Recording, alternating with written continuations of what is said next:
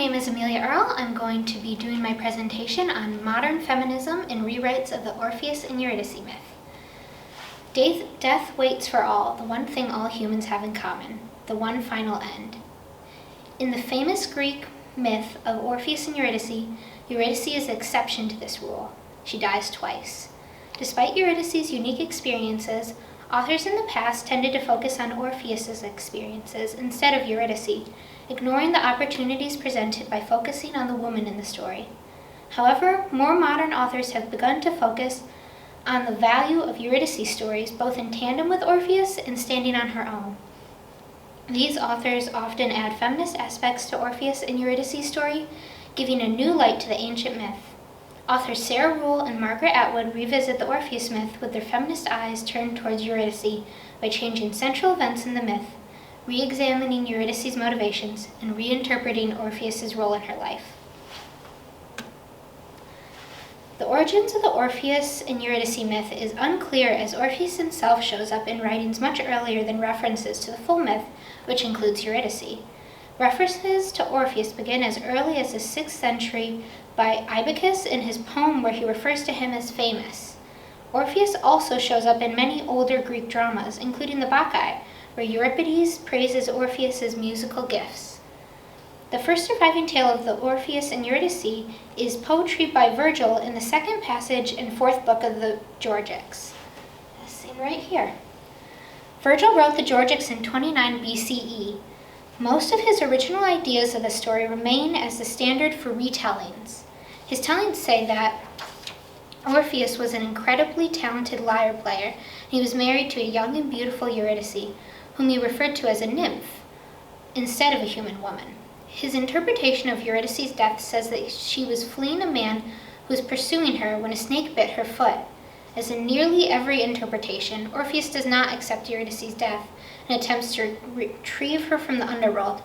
Although Virgil goes into more details about the creatures Orpheus was able to charm with his lyre than most interpretations, his idea that Pluto, the Roman version of Hades, and Proserpine, the Roman version of Persephone, are impressed by his gifts and set his task to retrieve Eurydice as to walk up to the mortal world without turning to look at his bride is constant in nearly all versions after his.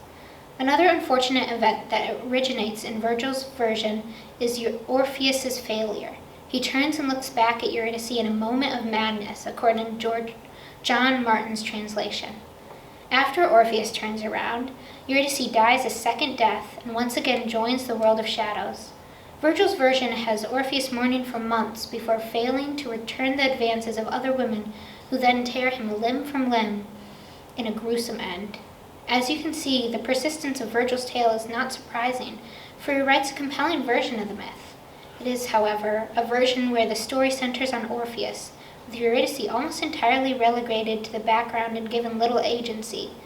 The next oldest version of the Orpheus and Eurydice myth is from Book 10 of Ovid's Metamorphoses, written just 3 decades after Virgil's telling.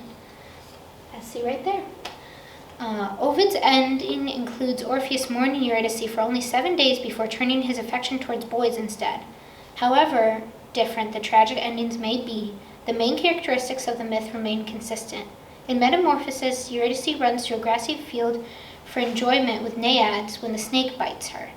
The translation by Sir Samuel Garth says she ran joyfully, as opposed to the fear that motivates Eurydice in the Georgics. Another small inconsistency occurs when the Metamorphosis says the reason Orpheus is allowed to take Eurydice back with him is that his song was the first song to make the Fates cry, compared to Pluto's astonishment with his musical gifts in Virgil's version. But despite the minor differences in origin stories, Ovid's version of the myth is quite similar to Virgil's, and in each, Orpheus is central to the tale. In the ensuing millennia, however, the focus of the tale inevitably began to change as subsequent generations retold the Orpheus and Eurydice myth to reflect their own values.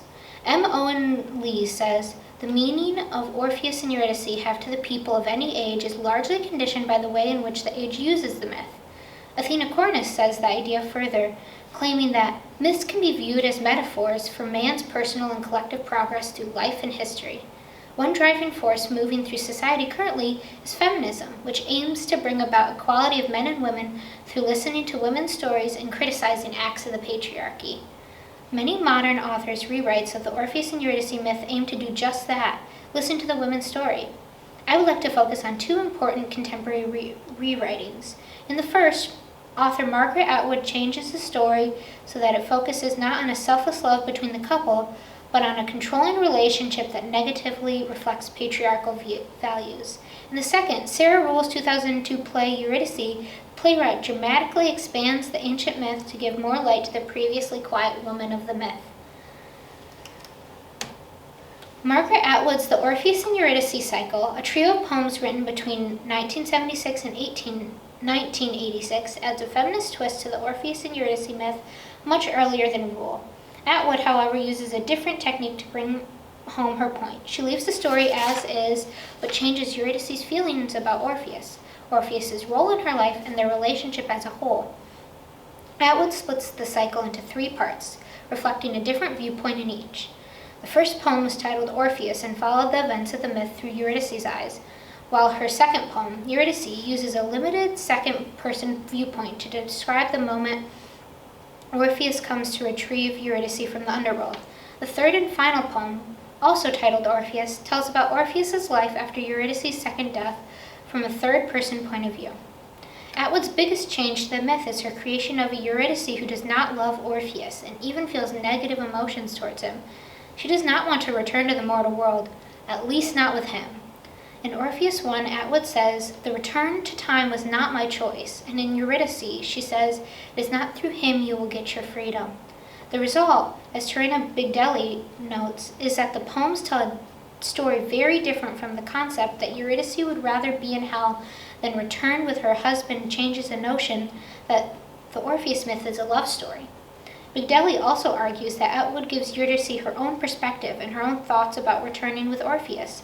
In Orpheus 1, when Orpheus begins to walk back to the mortal world and Eurydice follows him, she talks about how already there was dirt on my hands and I was thirsty, indicating her disdain not only for Orpheus, but the mortal world in general.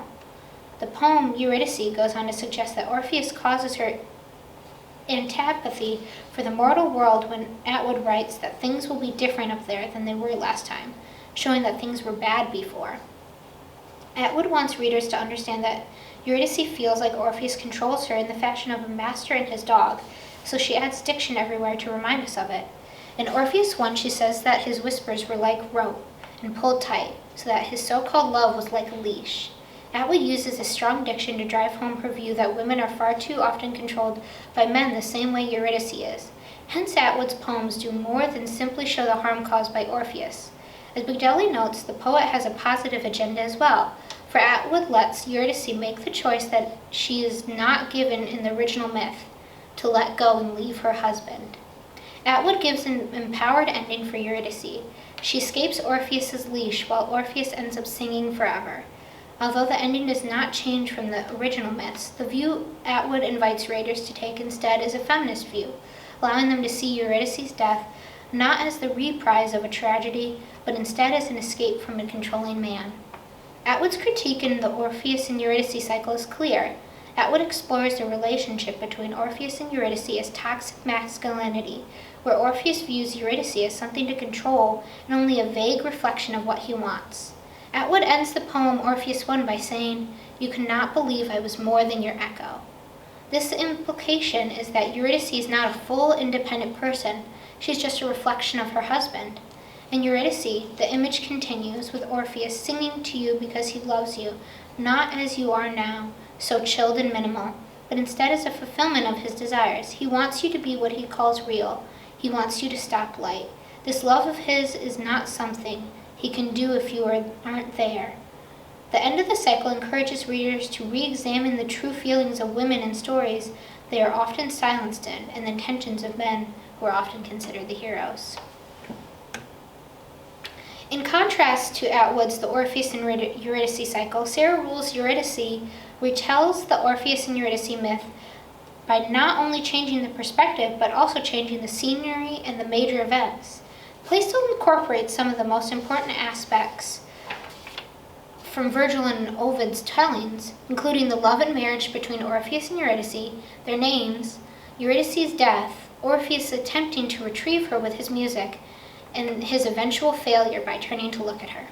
Tellingly, though, several aspects are changed to set up the drama's feminist ideas more effectively. Eurydice begins with Orpheus and Eurydice on the beach in 50s-style swimsuits. They're described as a little too young and a little too in love when they get engaged. Eurydice and her late father both express how much they miss each other and wish she were there at her wedding when she and Orpheus tie the knot. Soon the lord of the underworld, also known as the nasty, interesting man, brings Eurydice to his apartment to give her a letter from her father. But when Eurydice attempts to dodge his advances by grabbing the letter and going down the stairs, she ultimately falls to her death and joins her father in the underworld. There, Eurydice's father teaches her about things she has forgotten, including reading letters from Orpheus. Orpheus manages to play the right music to go down to the underworld to retrieve Eurydice and is given the same warning by the nasty, interesting man that Orpheus is in the original myth. Eurydice follows Orpheus, but feels doubt because she will miss her father, leading her to getting too close to Orpheus, calling his name, and he turns around. In the end, Eurydice writes one more letter, this time not to Orpheus, but to his future wife, then joins her father by dipping herself in the river of forgetfulness. The letter, though, is never delivered, and soon Orpheus returns again to the underworld, this time forgetting everything. Author Sarah Rule, as suggested by the play's name, chooses to focus on the woman's story in Eurydice. Rule achieves this new outlook by leaving many major events and characters as is, with small changes to both characters and events to reinterpret the relationships and choices made. One change that Rule makes is the scenery and time period of the myth, in effect erasing many of the connotations connected with the original myth. Rule's choice of giving a fresh space for the characters allows readers to view any changes to motivations or new characters with more flexibility. Eurydice takes place in the 1950s, as shown in the swimsuits that Orpheus and Eurydice wear in the first scene, and the dress that Eurydice wears when she first arrives in the underworld. Sarah Rule also changes the way that Eurydice dies. While she dies from a snake bite in the original versions, she dies from falling from nasty, interesting man's apartment in Rule's interpretation. While this change appears small, it significantly changes the impact of the play. While the original version's Eurydice's death is due to something outside of her control, in Rule's version, Eurydice actively chooses to go to the apartment of the nasty, interesting man to retrieve a piece of her father's love for her, and chooses to go back by the stairs. As critic Athena Cornice notes, by giving Eurydice control over even her own death, Rule transforms Eurydice. For Rule, Eurydice is a heroine rather than just a passive love interest. Indeed, Rule gives Eurydice some control over not just one death, but two. In both original interpretations of the Orpheus and Eurydice myth, Eurydice dies a second death when Orpheus turns around to look at her in a moment of panic and fear. However, in Rule's version, it is Eurydice's choices that bring her a second and final end. When Orpheus begins to walk back, Eurydice fails to get his walking rhythm right, so she ends up directly behind him and calls his name, causing him to turn around. Thus, while both of Eurydice's choices end with fear, the fact that they were her own choices meant she had control over her own destiny, instead of her destiny remaining in the hands of her husband, the lord of the underworld, or even a snake. Sarah Rule's biggest change is to the Orpheus and Eurydice myth comes when she adds Eurydice's father as a character who influences all of Eurydice's actions. In the original myth, Eurydice seems to have no motivation except for loving Orpheus. Rule's portrait of Eurydice unable to move forward from her father's death completely rearranges her motivations. The first change that Rule brings about because of Eurydice's father is her feelings on marriage. While Eurydice's feelings appear to be mixed, she definitely finds herself feeling far more about her father on her wedding day than her husband. Again, this complexity creates a form of independence, for now marriage is not the only thought in a young woman's mind. As Cornice notes, Eurydice, unlike her ancient archetype, the joyful maiden who danced on her wedding day to her husband's music, sees marriage from a different perspective. Nonetheless, since thinking about your father on a wedding day is not an entirely comfortable perspective, Rule's Eurydice does not speak these thoughts aloud because she feels conflicted. This Eurydice loves Orpheus. She lovingly talks with Orpheus about the song he wrote for her and loves it. She says, "I will always remember your melody. It will be imprinted on my heart like wax." However, she has not let go of the first relationship a young girl has with a man, that of a father and daughter. On the day of her wedding, Eurydice escapes to a water pump to get air. While there, she describes a series of different disappointments. Orpheus fails to greet the guests when they arrive. She thought there would be more interesting people at her wedding, and she misses her father. A wedding is for a father and a daughter, she tells us. They stop being married on that day. This ambivalence eventually leads to Eurydice's death, where she bonds once again with her father in the underworld. Eventually, though, Eurydice not only realizes she must leave him, but finds herself doubting her relationship with Orpheus and whether she even wishes to return to the living world. Sarah Rule thus transforms a passive character into a simple love story to a woman with a complex and valuable relationships, feelings that are compelling but not romantic. Moreover, Rule that also adds another layer to Eurydice's character by making her father dead. This change, as Leslie Atkin-Durham says, also positions Eurydice not just as the mourned one and thus static, as she is in most versions of the classic tale, but as the mourner and one who is active. Despite the feminist basis of Sarah Rule's Eurydice, the author still encourages readers to sympathize with Orpheus as well. Orpheus is in love, first and foremost, with music. His thoughts and actions are constantly shaped by his love of it. But even though this revision strengthens the portrait of Eurydice by creating an Orpheus whose main love need not only be Eurydice, Rule simultaneously creates a space for Eurydice's own autonomy. Tellingly, Eurydice makes her own decisions when, instead of listening to the chorus of stones that tell her, "You should be with your husband," she gives up on life with Orpheus in the mortal world. As Durham notes, Eurydice refuses instruction. She will make her own role. She claims not only to recognize Orpheus or hear his music, with a single word, Orpheus, she changes her storyline. When Eurydice chooses not to return with him, Orpheus's role in her life goes from one true love to one of several loves, giving Eurydice the power of her own choices and a voice that feminism calls for. Thus, Sarah Rule and Margaret Atwood both rewrite the Orpheus and Eurydice tale to give Eurydice new power. Their approaches differ, with Atwood using the suffering Orpheus causes Eurydice to show the cost of patriarchal culture, and Rule simply shifting the focus from the man to the woman and creating a space where she can explore thoughts, interests, and loves ignored by the original myth. But both authors give the Orpheus and Eurydice myth a feminist makeover, and both grant Eurydice an agency and voice that earlier tales suppressed. Those are my references, and thank you very much.